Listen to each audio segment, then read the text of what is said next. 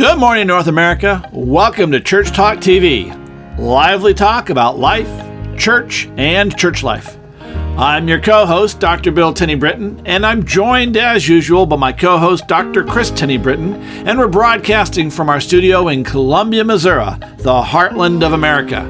Say good morning, Kris.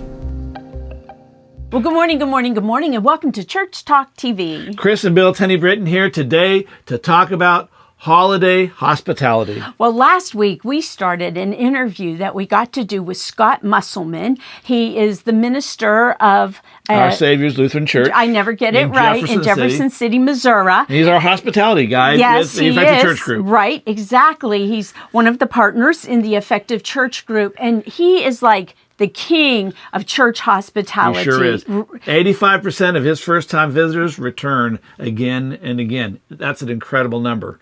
Given that mainline churches, the average is 6%. Yeah. So he beats it out by, 79%. Okay, so anyways, we weren't sure what to do with the interview when we were done because it was so long.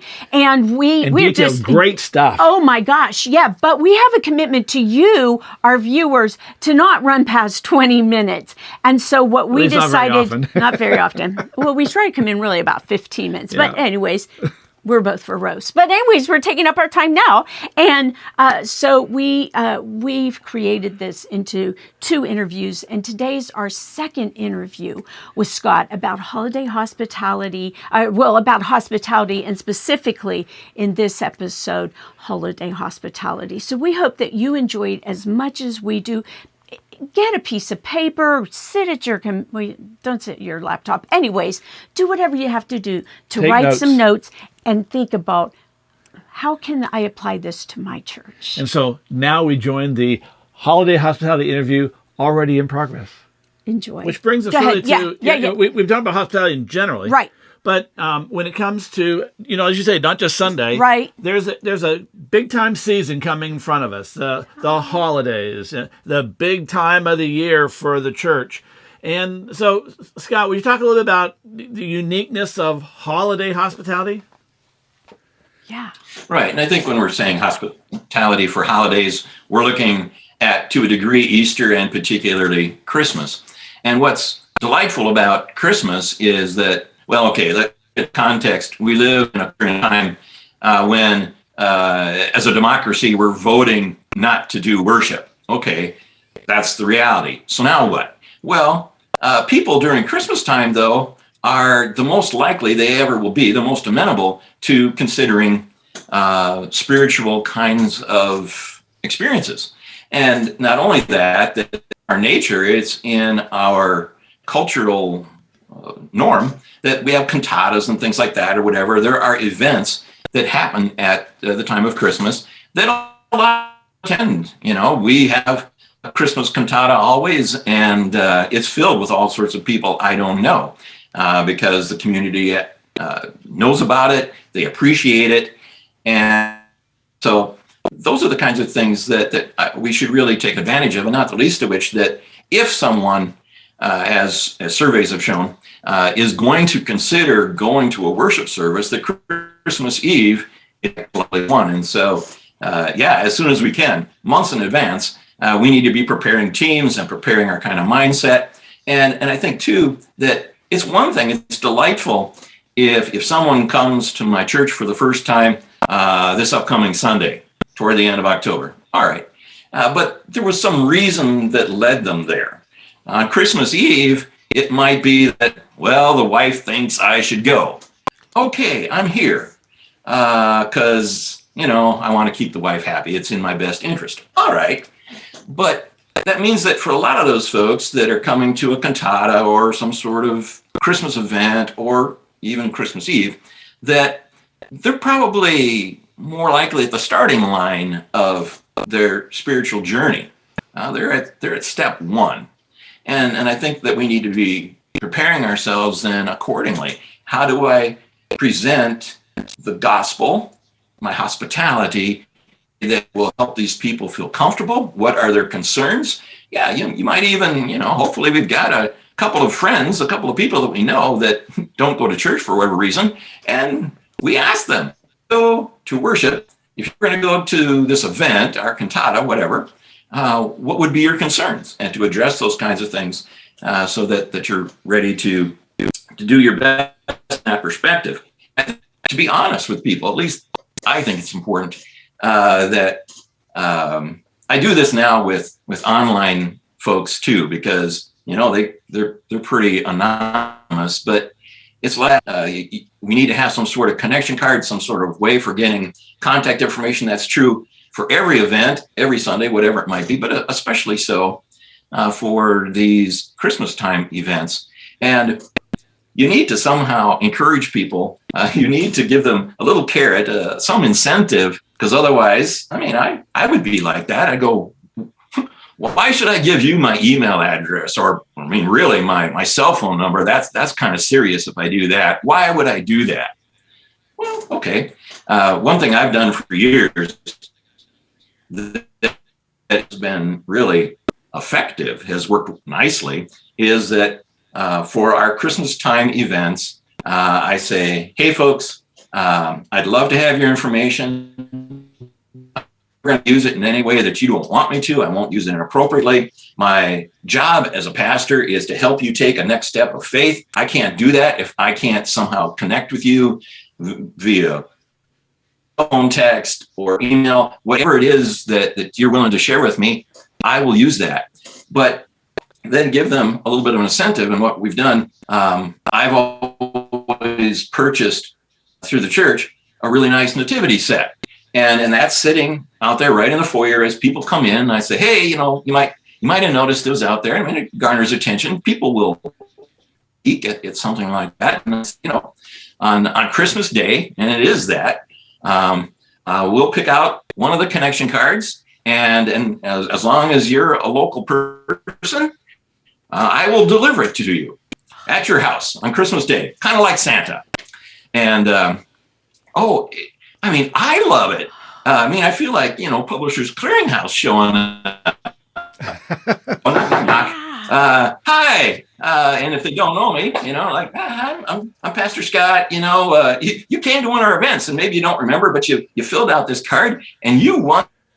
And, people talk about this, even a couple of years later, like, well, yeah, back in 2019, I won the nativity set. And, it sits prominently on my mantle every year.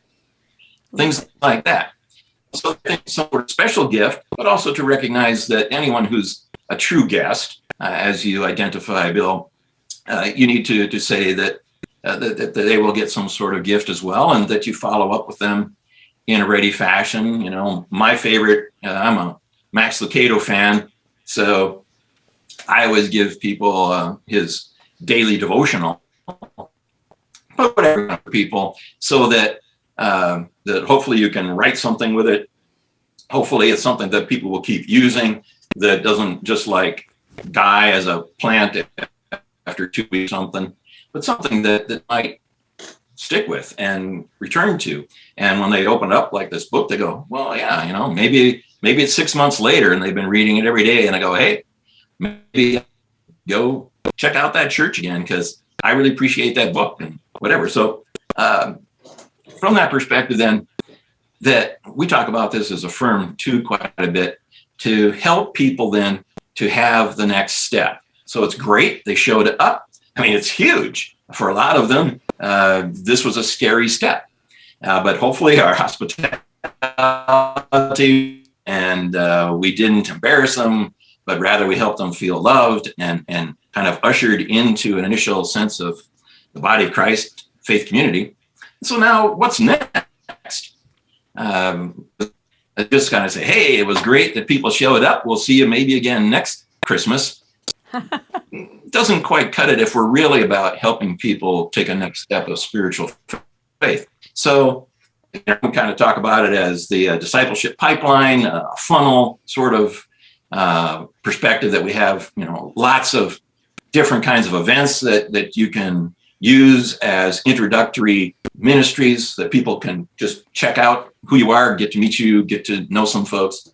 And then it kind of funnels down to where more and more after initial small groups, different kinds of classes about what it means to be a Christian, perhaps, and then more focused discipleship kind of activities. But alongside of that, to make sure that we do introduce people, that again, you have some sort of literal strategy that isn't just hit and miss.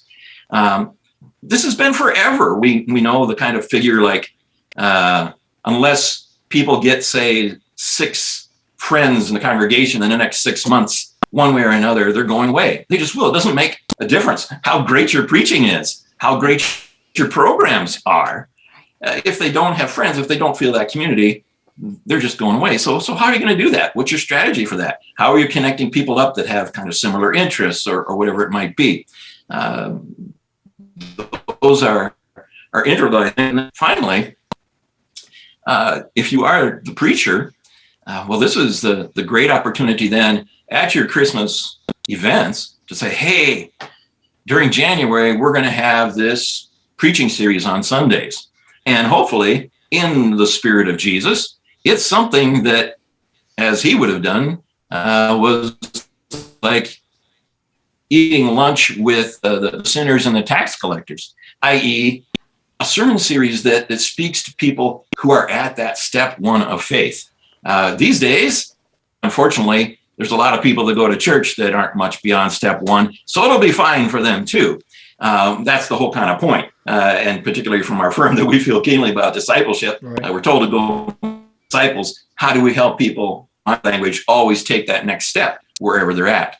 And so, yeah, you have these people who graciously showed up, took that scary step to participate in some aspect of your ministry at Christmas time, be it an event again or worship, Christmas Eve, and help them to see what the next step is, including that you show to them clearly that I know you, I care about you, I understand that you're not like at the spiritual level as I am, perhaps as the pastor guy, but that I will come to you, I will meet you where you are, and I will sort of take you by the hand and we'll walk together for the next step of faith. And so, yeah, holiday is a vital time. We really need to take advantage of it, and especially thinking about it before December 18th.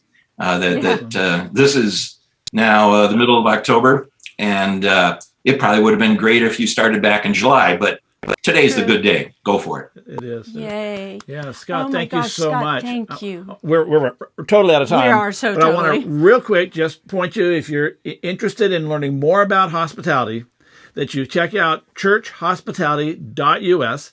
There's a training course there and a video set that's available for you to help you take your church to where Scott has taken his church and others. Hey, thanks for joining us. We're out of time. We are. We'll see you next week. Have a great week. Bye-bye.